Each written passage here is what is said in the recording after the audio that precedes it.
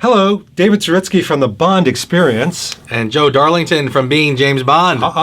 We are on our last actor. Yes, we are. Daniel Craig, Spectre. Mm-hmm. And let's remind everybody of the theory. What was the theory? Well, we started out way back when talking about how the first films are oftentimes, at least I think so, oftentimes the best. Then we thought in turn, aren't the last ones typically the worst? Yeah. And, does that hold true for all... Well, 5 actors left because George only had 1. So. That's right. So we discounted him this time. Yeah. But we are on Daniel Craig's, and there was a little bit of a discussion. We said, well, hold on a second. Mm-hmm. He's doing Bond 25. Yeah. Technically, we can't do this yet. This is a premature... Tiny bit of a cheat. Video. But we're going to do it anyway. Yeah. Because, he has a moment of redemption in a year from now.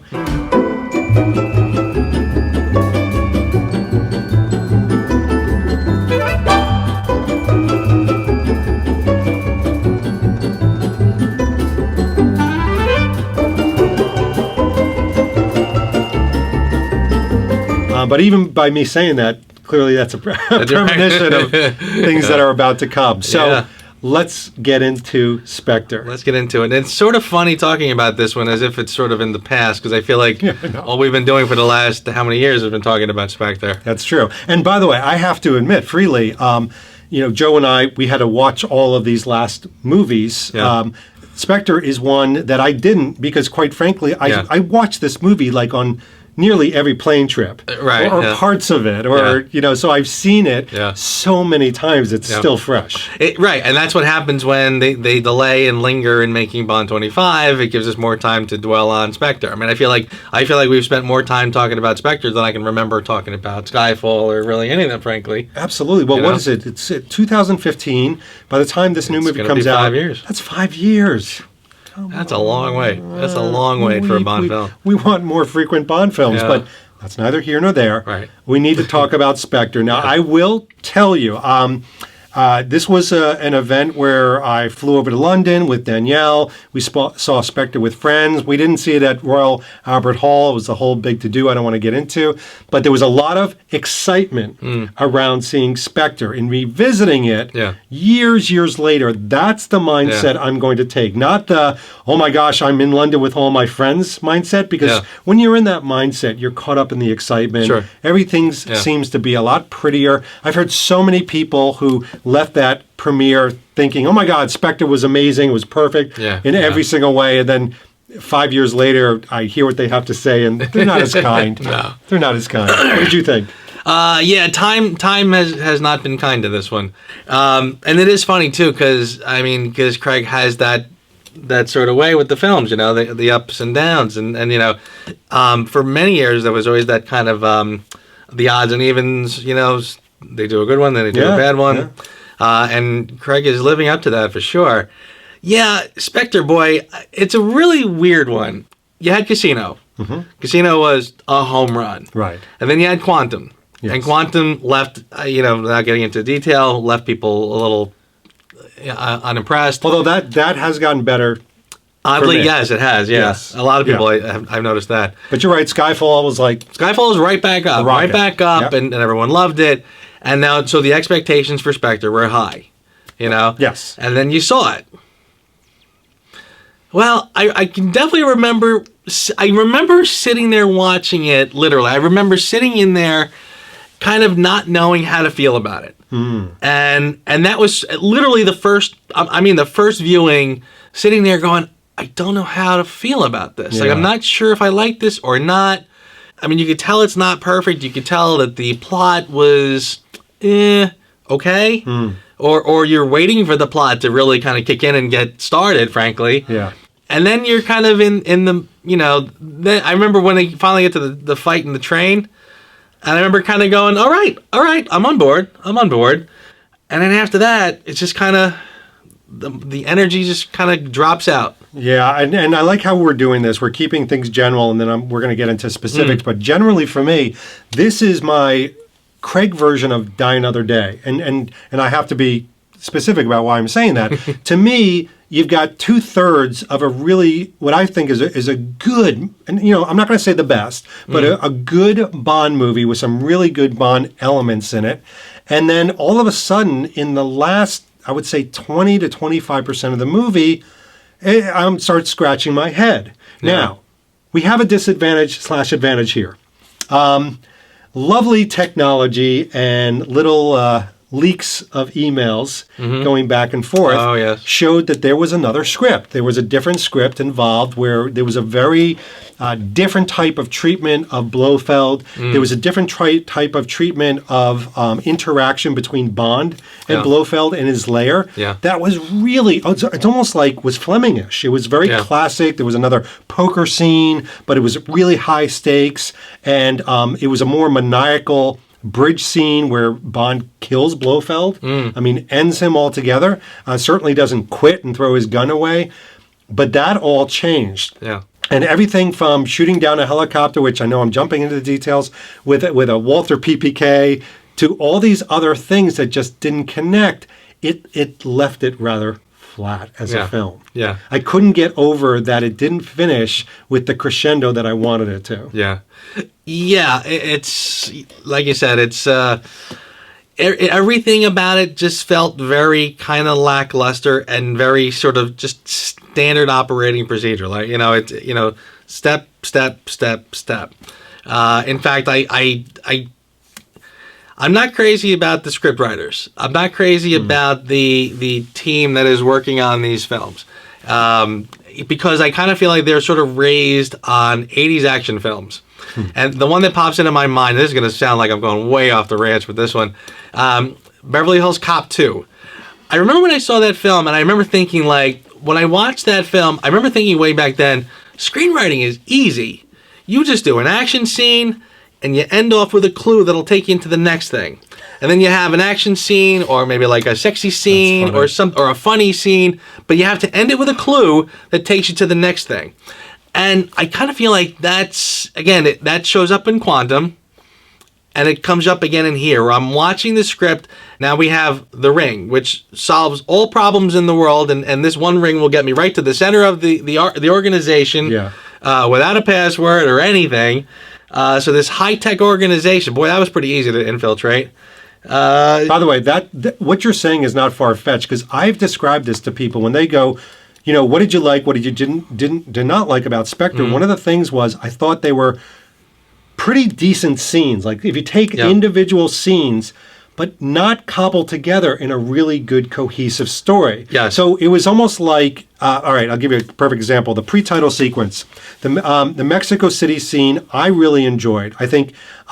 First of all, I'm not crazy in general. This is a whole film discussion around this kind of sepia yellow filter they put the whole thing through. And I've seen pictures, production pictures of what it looked like before they put it through there. And it was beautiful. And then they took this colors and they like uric acid washed it. I don't understand what the point of that was. But you got Mexico City. I enjoyed Mexico City. The helicopter, I wasn't crazy about that. Even when I saw it in London with all the excitement, I remember being like, I feel like I've been here. I don't know if this was as exciting as it should be. And then the title sequence, which I know people hate the visuals. I actually like the visuals.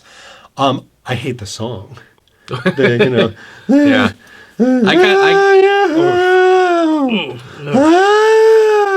Okay. Thank you. Monkey That's good. chase I got the it. weasel. Yeah, the title song is painful. I was not crazy about the titles. Not only is A lot of people don't like. You had Skyfall. What did you think of the pre-title sequence? Well, the pre-titles was just okay. Okay. I liked the one shot take, or the pseudo one shot take in the beginning. Interesting. The explosion, the building coming down, fine, and then the helicopter stuff, okay. Right. I mean, not like oh my god, that's the best title sequence. Yeah, it's just okay. And then into the titles again. The song I had heard the song already, and it was just awful. I remember the day it debuted, and we all sat at our computer. Do you remember this? And just waiting for the hour because we knew it was coming. Yeah. And then I remember everybody hearing it, and then you saw all the forums, people going, I'm sure they're going to change this. I'm sure this is just Yes, one of the yes. songs being used. This is not the song being used. It was just like can't days, people praying. Oh my God! So funny too. And I was such a cheapskate that I first went on YouTube and I first went on like whatever trying to find the song. Yeah. And I couldn't find it. But I was like, oh, but you can download it for $2. I was like, all right, well then I'll just download it. Duh. I heard it one time and then like halfway through the second time and I wanted my $2 back. I'm like, you have to be kidding. $2.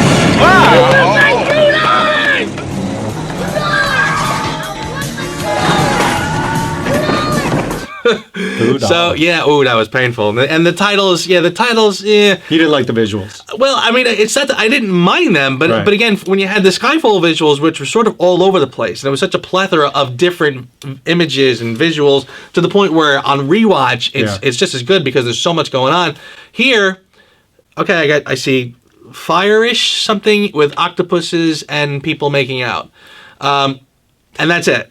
And the weird thing with the eyes poking through. That part was disconcerting. I don't know what that was. I don't know what that was supposed to It be, didn't but quite whatever. look like Christoph Waltz. Yeah. And I kind of feel like for a guy like Kleinman who does great stuff, this was like somebody said to him, "Okay, octopus visuals because we're doing Spectre, fine."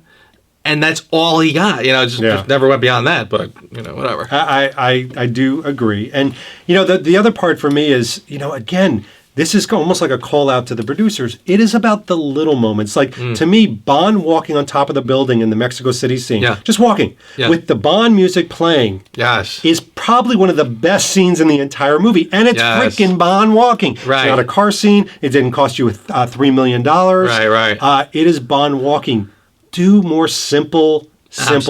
Absolutely. I mean, it almost gives me a flashback of Dr. No, how he said that they would play the Bond music just as you walk through the lobby of the hotel. Yeah. Here's the same thing. He's just walking on then the good beat of the Bond music is playing. Yes. So good. Yeah. So, by the way, it reminded me in Quantum of Solace, another good scene is when he beats up the guys in the elevator and then he walks on the outside of the railing of the hotel and then just does like a quick jump and they're playing the Bond theme. Yes. And again, people rewind that. Who rewinds anymore? But you know what I mean. Right. And that to me is simplicity. What did you think of the relationship of Bond and M in this picture?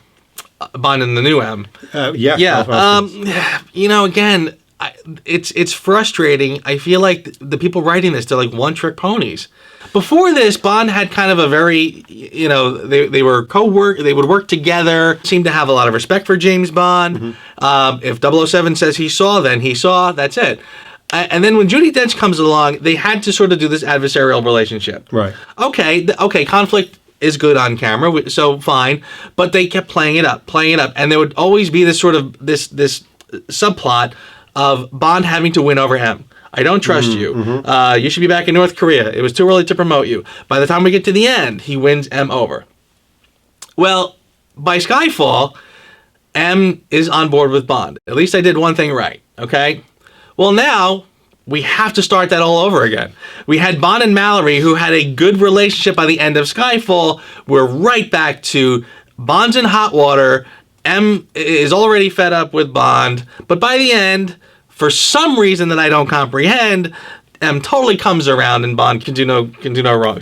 I don't get it, and I'm really, really tired of that cliche. The arcs are very strange in this. The other thing, you hit upon it, I've got to call out, especially seeing this over and over, is put M aside. The other ancillary characters, I'll include Max. So Max is one of the subplot villains, if you will, Max Denby. To me, that entire Nine Eyes things was such a useless thing. If I sat there and edited it out of the movie, it wouldn't change the plot at all. But then you've got what people affectionately call, I wish I could take credit for this, I love this, the Scooby-Doo gang. The whole, Money, Penny, Tanner, M, everybody kind of getting together in a van somewhere, helping Bond, and you've got huge chunks of the movie that are focused on these characters helping Bond. But I'm sitting there, M's sitting in Rule's restaurant, and they go, oh, we can help Bond. And he goes, nope, he's on his own. And then all of a sudden they're helping them. It's like, wait a minute, is he on his own? Are you really helping them? Yes. Are you connected? And yeah, that whole ending feels so tacked on. Like when Bond goes to the safe, well, yeah, when Bond goes to the safe house, I mean, it's just so obvious. When Bond goes to the safe house and there's M, and M says, okay, 007, give me a status report. And he mumbles so quickly. So, what do you have for me, 007? The recently deceased head of SPECTRE. The recently deceased head of SPECTRE, Ursula Blofeld, and he's in the shadow, as if you know that the ADR did not match whatever he was actually saying. So they had to just keep him in the shadow and blah, blah, blah, blah, as fast as he could to get that out.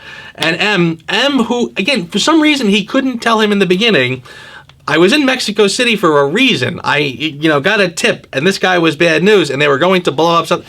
For some reason, he decides not to tell him that. Now, he blurts out the entire plot to M in half a second, and M goes, "Alrighty then, let's go and do whatever you think we should do next." Happen to have a bag of equipment right here. There we go. Just in case what you were going to say was legitimate. Right. Did not understand that at all. Yeah. I think also, to me, this film, if somebody said, put a theme around where the disconnect of Spectre, for me, it was a missed opportunity. Because you have Bond, so you've got the train scene, which it looked lovely. I think you've got, she looks great. There's a great connection there. There's a great train fight. I like the train fight. It looked very heavy. Of course, I have a big problem with the fact that Bond has no blood, doesn't look like he hit the guy. Yeah. But we've talked about that. He gets off the train, they're waiting, he gets into the car, and he gets to Blofeld's lair. Now, from there on to the end of the movie, I have some major problems. Number one, I have a history with Bond of amazing layers of the bad guy. They look, Ken Adams, they look absolutely amazing. Here's this thing that looks like some sort of positronic greenhouse, Tucson, Arizona thing.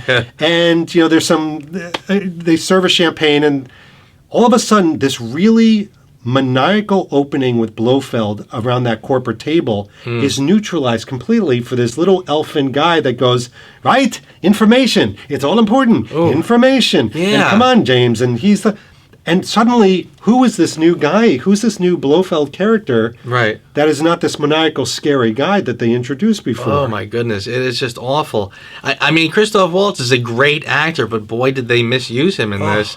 If you put him in something like a Tarantino film, where at any second he could, even though he's wonderfully nice to you here, he can go off the rail and do something just awful in the next frame. Here, well, I see the nice part. I don't see anything awful. So I'm not understanding why I should feel any threat from this villain at all. So yeah, boy, is he misused in this. And then I didn't understand. There was a lot of things where I'm like, why did they insert that? He shows Madeline, Blofeld shows Madeline the tape of the father committing suicide. Yes. Of Mr. White committing suicide. Right. And Bond's freaking out. No, turn this off, turn it. He's told Madeline that her father killed himself already. Right, yes. And that Bond was very there. unflinchingly, and she seemed very unmoved anyway. Why is he freaking out? It's almost like the writers were writing these in compartments and totally forgot what they had written before. Yeah. Like they weren't seeing the movie as a whole or something. Right, yeah. But we were. Really awkward. Right. I mean, Madeline already knows exactly what happened. I mean, Bond basically told her, straight out exactly what happened. I didn't understand that. I don't understand why Blofeld feels the need to even play the tape. It didn't make any sense. It was almost like there was going to be something revealed about James Bond. Like maybe Bond had killed Mr. White. Yes. And now that Bond has taken to Madeline Swan, now he realizes, oh my God, when she finds this out, she's going to hate me or something. But there was no reason to show this tape. There was no reason for him to get upset that she would see it. No, and here's the other thing. And this is, I know, a little nitpicky stuff, but this is what we do. Bond walks in, sits down, talks to Mr. White. Mr. White kills himself. Okay. Here comes Hinks. He's got the same vantage point as Bond. He immediately notices the red light on the camera. The red light on the camera. Not a subtle camera that's been darkened. Not a little bubble. But a red light blinking. Right. And he smiles. Yeah. Bond didn't know he was being videotaped? I don't know if he did or he didn't care. I didn't even notice that necessarily, but it really did lend itself to the overall plot of the film, which again leaves me scratching my head. And again, we talked about Diamonds Are Forever before, how there really is no narrative linear storyline. Right. It's just really just sort of a hodgepodge of stories, right? Yeah, and then eventually you get to something that's. Yes. This one has a very similar feel, where there really is no thrust in the beginning that says, here's the problem. We have to go solve this problem. Rather, it's just Bond sent to different places doing different things. Later on, this Nine Eyes thing reveals itself. Yeah. But I don't understand why this is such a big problem. He already says, it's all about information. And again, we live in an age where, again, Facebook and everybody knows exactly what I'm doing every minute of every day anyway, so what do I care? But again, there's no threat. There's no harm. I don't understand why this is a big deal. He buys Moneypenny a phone, right? Right. So that he can speak to her in confidence. Right. Okay. Later, Max Denby plays a clip of the conversation Moneypenny had on that phone. Right, right. So there's already nothing that they can't find out or see or anything. So I really am not understanding what the threat is that I'm supposed to concern myself with. Well, and if it's information or we get that, my biggest thing, here's the most disturbing thing to me. It's not even the film or the story. I really genuinely like a lot of this movie. Mm-hmm. Like, to me, I love the Austria scenes. I love the scene with Mr. White. The plane thing, with it going through the barn. All right, that's a little, right. Just some very uncharacteristic Daniel Craig, James Bond moments, I think. Yeah. The other things that I like, the Moroccan scene when he's in the room and he points the gun at the mouse and things like that, and when he's tearing apart the wall. And there's so many moments I like in this film. Yeah. I can't glue them together. It's like finding a puzzle where I'm like, that corner is so beautiful, and that middle piece is amazing, but I don't know what the full picture is. Yes, no, that's so true. There's nothing narratively holding them together. So it's so hard to feel anything. Like, again, when you see the good moments, it's a great point. It's like, I'm happy watching this in the moment, but I don't remember it, or I don't feel anything for it, because again, that story-wise, none of it gels together. Yeah. I agree. And by the way, I mean, we've got to talk about the ending. I mean, Bond gets out. All right, the thing explodes. Stupid mistake. He gets out. Painful. And suddenly I'm in a Nintendo video game of this guy's never going to miss. He doesn't have one scuff on his white shirt. And I'm thinking back to Quantum of Solace, where Bond was beaten up and bloodied. Yeah. And I'm like, what happened to that guy? Right. Oh my God. When you watch that scene when he breaks out, I tell you what, I've heard a theory, and I love this theory. I don't think it's true. But when Bond goes into the torture chair, right? Because of the animal, he's dead.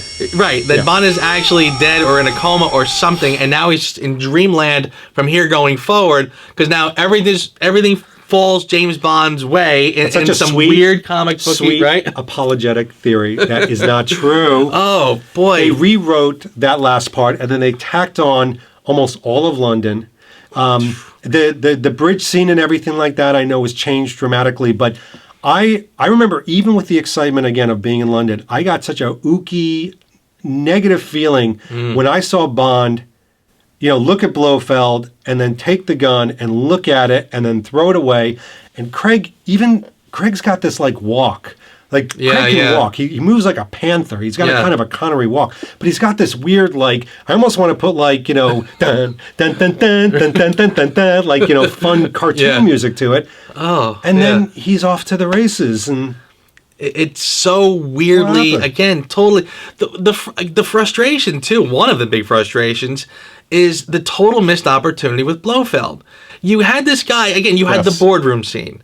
This guy walked in, everyone hushes and is silent. He sits down, he tilts his head slightly, someone comes running over and pulls the microphone. This guy is powerful and has and scary, whatever.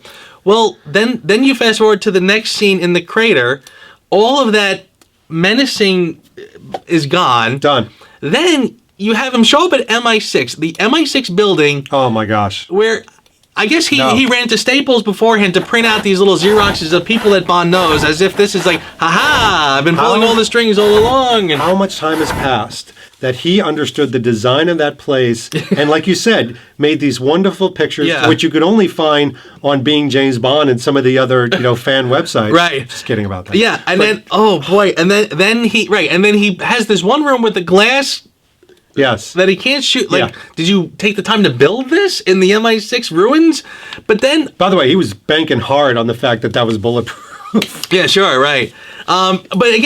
But now this guy who had an army of people, he created a worldwide organization, is standing by himself Yes. in this building where he's helpless. He has no leverage I didn't whatsoever. even think about that. That's a good point. He All of only his has power that- is in the organization. He So he only stands has there the by butler. himself. He has yeah. the butler and the helicopter pilot, and that's it. Right. even So think then about it's him in the helicopter when Bond shoots him down with one bullet from his PPK. He's helpless. He's helpless and gets carted off to jail. What do you think happened there? I mean, so the MI6 scene is strange. I think everybody will agree with that. Yeah. The shooting of the helicopter down, was it just like, the writers were like, we got to get them together. I have no idea how to get them together at this point. Essentially, yeah. I mean, honestly, I think the London setting, I feel it was probably tacked on as sort of the aftermath of Skyfall, because Skyfall was a very British film, and I think there was a lot of patriotism. Like the British people said, we love James Bond. James Bond is an English creation, and they loved playing that up by putting it in London, which was terrific. I mean, it was a brilliant move, and I think they tried to echo that here again, awkwardly, and it just didn't work. But yeah, I really do feel that the writers seemed. If I had to sum up the problem with Spectre in one thought, I think they got the rights to Blofeld again. All right. And they saw other franchises. Captain America: Winter Soldier comes to mind.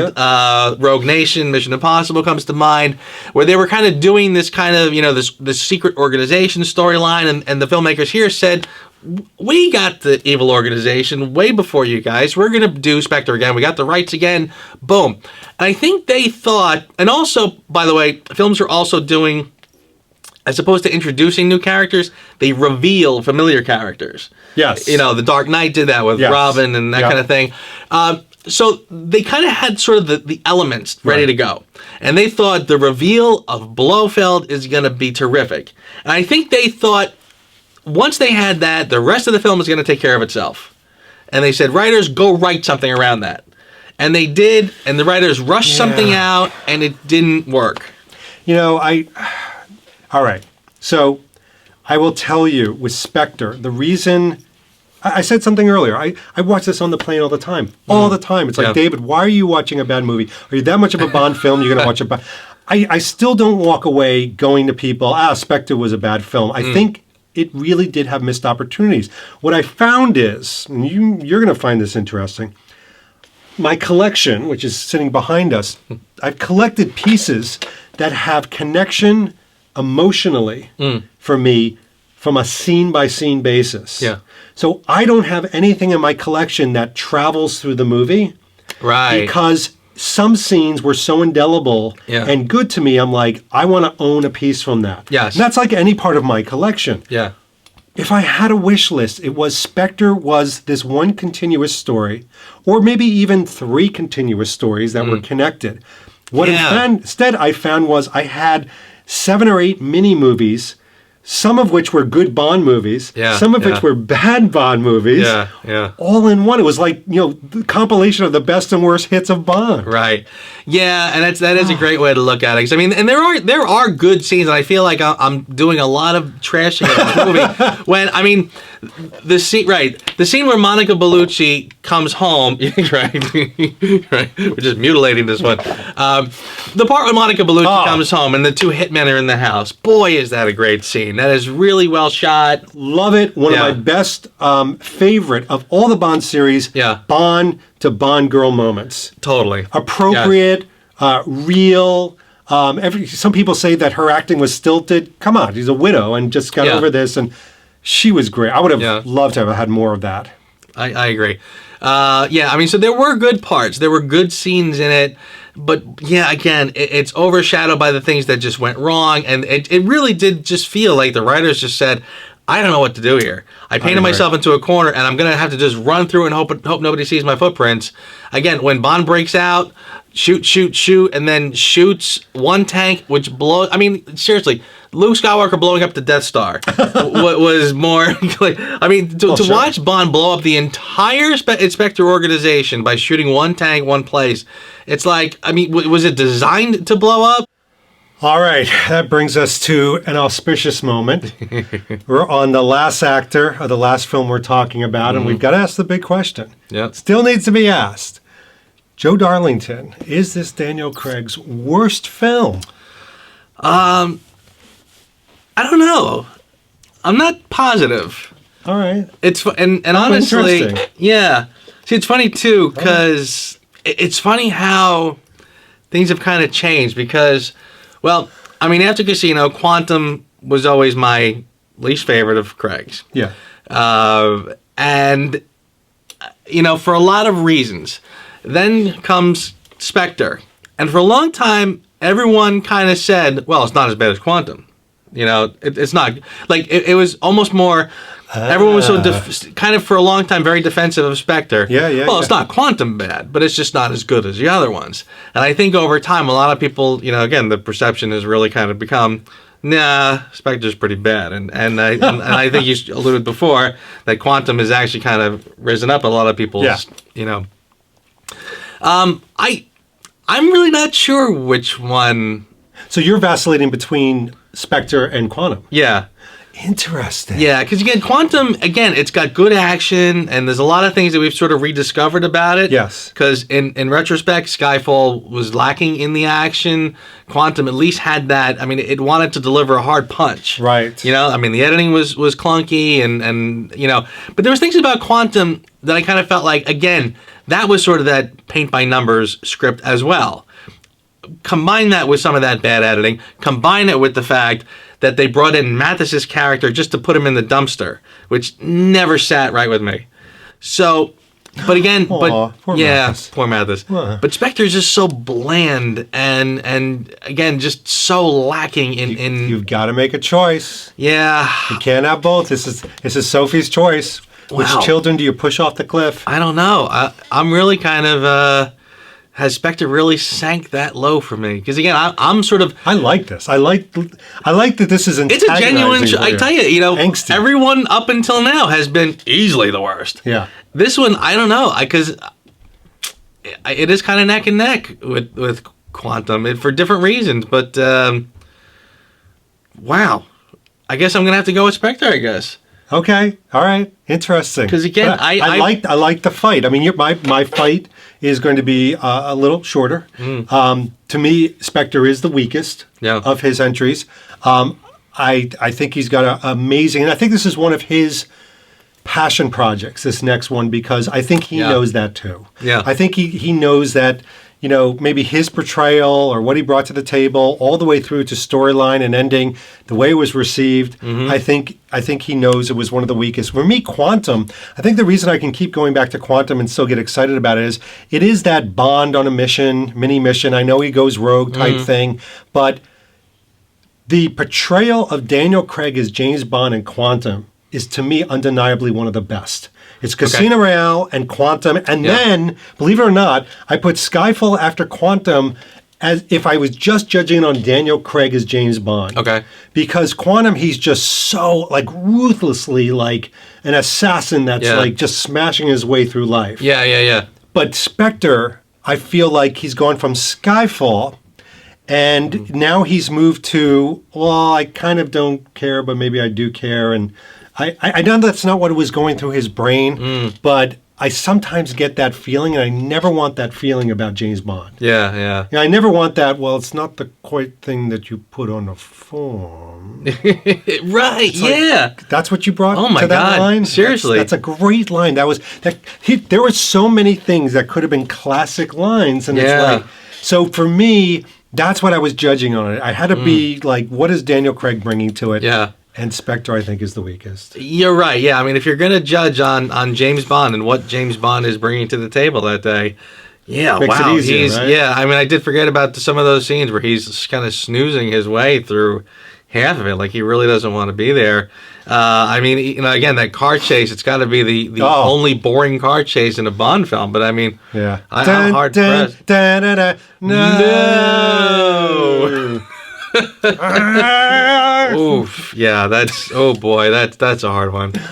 Oh, well, listen, this has been a good thing. I mean, we tested this theory. I think it proved out almost universally. Yeah. Wouldn't you say? I would say so, yeah, absolutely. Right? There was not a lot of flinching in this theory, boy. No. It's So, you do realize that now we got to let Joe go away so he can think of a new theory to apply. I got something in mind. Do you really? I do have Don't something say in it. mind. Okay. Don't say it. We'll leave it as a surprise. Okay. So thanks for joining us on this incredibly theoretical run of the Bond movies. This has been David Zaritsky. And Joe Darlington. We'll see you real soon. See you next time.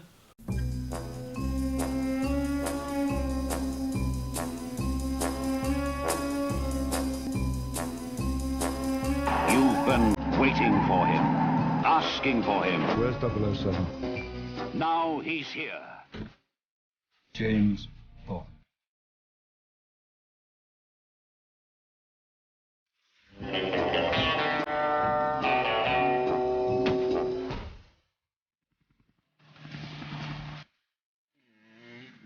He's back in a new Bond spectacular. And we're back to what great movies are all about. And they're back. Some rare facets of female bondage. I thought you two would get along. The character who runs rings around his enemies, 007 style.